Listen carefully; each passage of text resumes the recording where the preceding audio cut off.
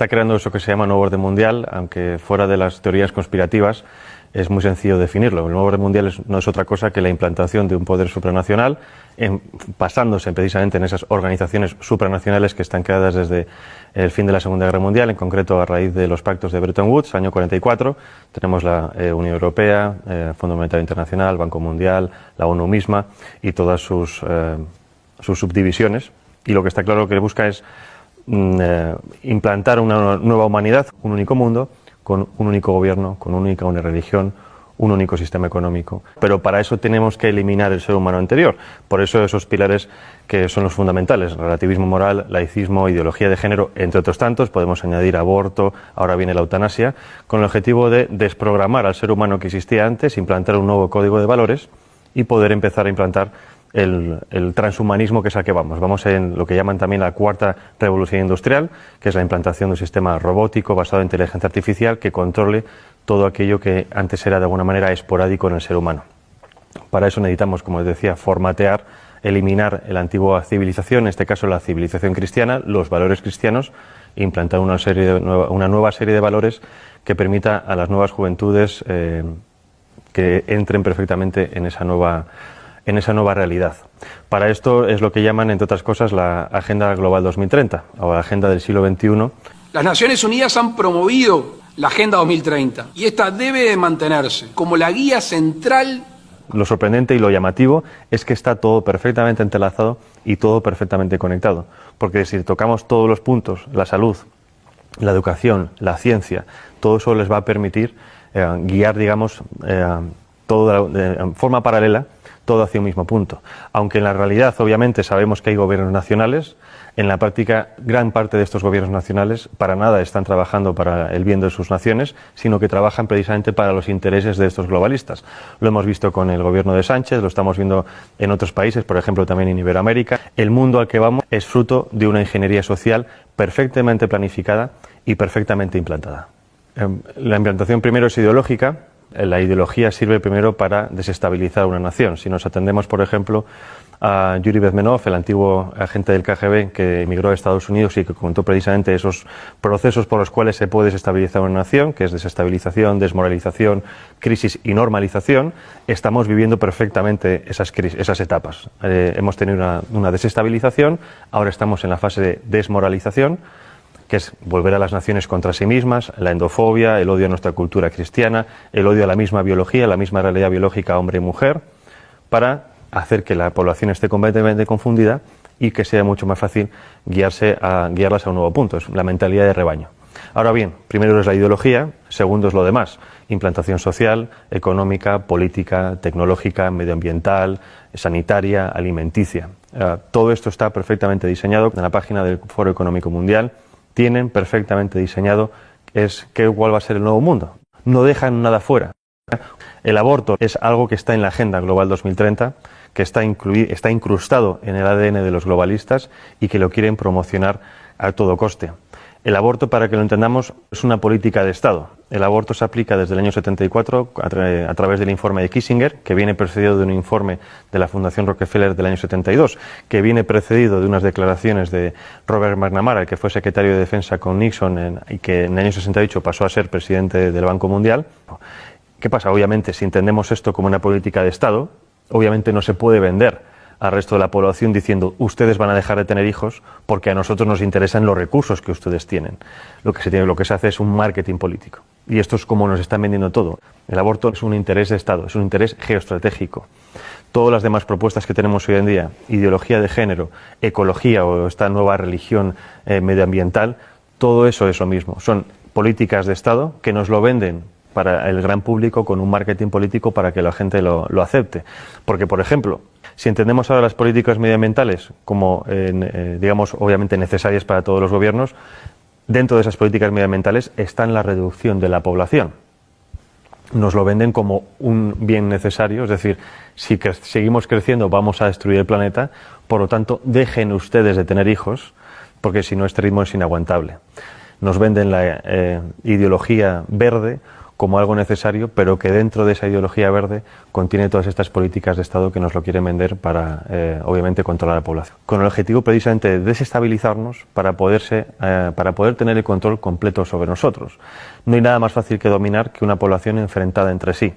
Por eso es tan importante entender cómo funciona la aplicación de las políticas, cómo funcionan las élites supranacionales, para poder entender qué tipo de política se nos está aplicando a nivel nacional y local. El enemigo a abatir por esta élite supranacional o globalista no es otra cosa que el ser humano. Es decir, hay un desprecio absoluto por parte de las élites por el ser humano corriente, no solo en las élites supranacionales, también las tenemos en las élites nacionales. Y obviamente para destruir a esa parte de la población, no en el sentido físico, sino en el sentido psicológico, hay que atacar obviamente sus creencias, sus bases morales. Y en este caso, primero es destruir las naciones y obviamente la religión. Hay un objetivo que es crear una religión única. Es decir, las religiones tradicionales son un escollo para ese nuevo orden mundial, para la consecución de ese poder político. Si eliminamos la religión, estamos eliminando obviamente una vía de escape muy humana que de alguna manera evita que llegues al control mental de las personas. Podremos controlarlas físicamente, pero la religión permite que esas personas se puedan evadir a otro plano y obviamente también contienen unos códigos ético-morales muy firmes que están completamente enfrentados ante los códigos morales que nos quieren implantar. En este caso, la religión católica o la Iglesia católica es el enemigo a batir desde hace siglos. Ya no solo hablo de la masonería, sino de muchísimas personas. Es decir, es necesario hacer caer esa civilización cristiana para poder implantar una nueva civilización. El objetivo en general cuando hablo de la humanidad es el control absoluto de la población, pero no solo hablo de control, digamos, policial, sino control de lo que se consume, de lo que se piensa, de lo que se educa, de lo que se ve.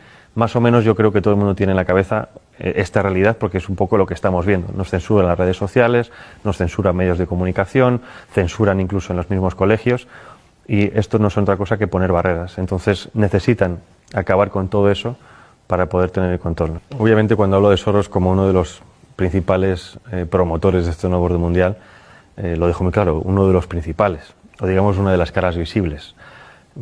Yo creo que si conocemos a Soros tanto, es porque a Soros se le permite mostrarse. ¿Con esto qué quiero decir? Con esto digo que los verdaderamente poderosos están en la sombra. Ahora bien, si Soros, digamos que trabaja en el lado social, quiero decir la sociedad civil, es decir, es un experto en modificación de conciencias. Para eso trabaja en la ventana de Overton. La ventana de Overton es una herramienta que nos permite transformar lo imposible en un hecho factible. Y hay varias fases. Obviamente primero viene la propaganda, la ideología. Para eso se crean y se financian think tanks, fundaciones, asociaciones que generen supuestos documentos científicos, oficiales, estudios, etcétera, de los cuales después se hagan eco los medios de comunicación. Esos medios de comunicación llegan a las masas. Las masas, a base de repetición de estos estudios, estos conceptos, estas ideologías, acaban, si no aceptando como propias esas ideologías o pensamientos, sí aceptándolos diciendo que es algo como ya existe y lo ven por todas partes, es algo que hay que aceptar. Una vez llegamos a esa tercera fase, viene la cuarta fase, que es la de los políticos. Los políticos, obviamente, con el interés partidista de continuar en el poder, se hacen supuesto eco de esas reclamaciones supuestamente sociales y, obviamente, después el quinto, que es la transformación en leyes, la legislación. Entonces, esos 5 pasos es lo que se ha seguido con muchísimas cosas. Tenemos el aborto, tenemos el matrimonio homosexual, ahora tenemos ya ha empezado la eutanasia y el siguiente paso es la pedofilia. Y esto es pura matemática, es ciencia política y siempre funciona. Entonces, si nos atenemos a que esto sirve para aplicar ciertas cosas, ¿qué es lo que ha hecho Soros a nivel social? Lo mismo. Ha financiado ONGs, asociaciones, fundaciones, ha financiado medios de comunicación, ha financiado a políticos e incluso ha financiado a instituciones como por ejemplo puede ser la Unión Europea o el European Council on Foreign Relations, que es la versión europea del CFR norteamericano, que es el principal lobby de la política exterior norteamericana, en este caso en Europa. Entonces, si tienes los 5 pasos o los 4 pasos de los 5 en tu mano, es mucho más fácil modificar la realidad de los ciudadanos toca todos esos palos. Si nos vamos a instituciones supranacionales, ¿cuál es el papel de la ONU, de la UE? Es muy parecido. Bueno, el Banco Mundial obviamente es la gestión económica mundial, lo mismo parecido del Fondo Monetario Internacional a la hora de préstamos. El control económico y los préstamos sirven para el chantaje económico de las naciones. Hay muchísimas naciones africanas que se han quejado precisamente del chantaje económico, de dinero supuestamente de ayudas al desarrollo, siempre dependiendo de cuestiones como, por ejemplo, la implantación del aborto, la implantación de la ideología de género, de educación sexual temprana para los niños, etcétera, etcétera. La OMS ha sido fundamental para la implantación de la idea de que existe una pandemia mundial, y si no hubiera sido por la OMS, en este caso por Tedros Adhanom, no se hubiera creado o no se hubiera llamado un confinamiento mundial.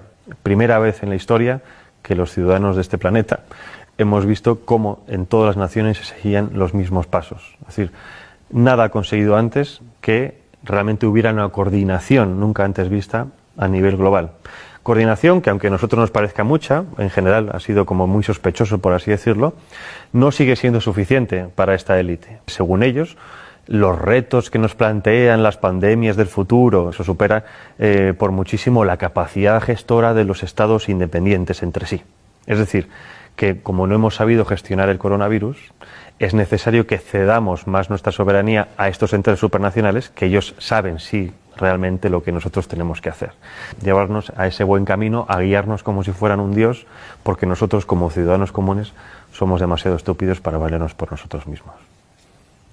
Las redes sociales han sido siempre una herramienta fundamental en el tema de la comunicación, pero como todo avance tecnológico tiene siempre su cara y su cruz. Como todo avance tecnológico nos lo venden que es bueno para poder hablar con nuestros familiares, que están en contacto con gente de todo el mundo, pero el problema, el contrapeso es el control absoluto, ¿no? Ya no solo el control de lo que hacemos, sino incluso de nuestros pensamientos, porque muchas veces decimos cosas en redes sociales que quizás fuera de un ámbito demasiado privado, ¿no? Y eso es precisamente a donde van ahora con el tema de la censura.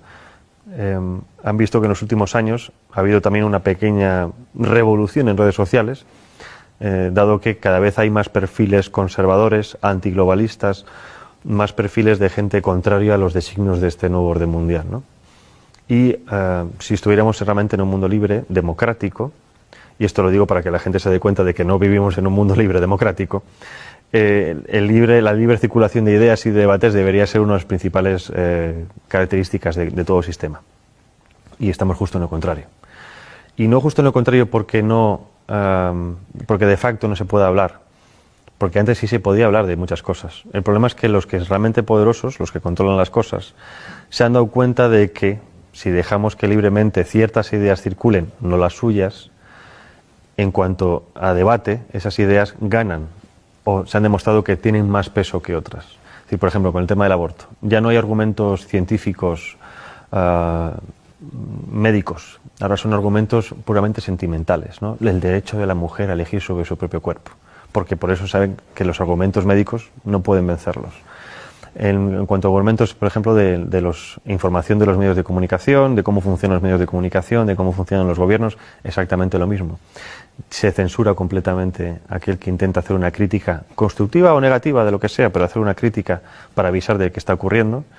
No existe ese debate de ideas en los medios de comunicación, pero precisamente porque tienen miedo a lo que pueda ocurrir.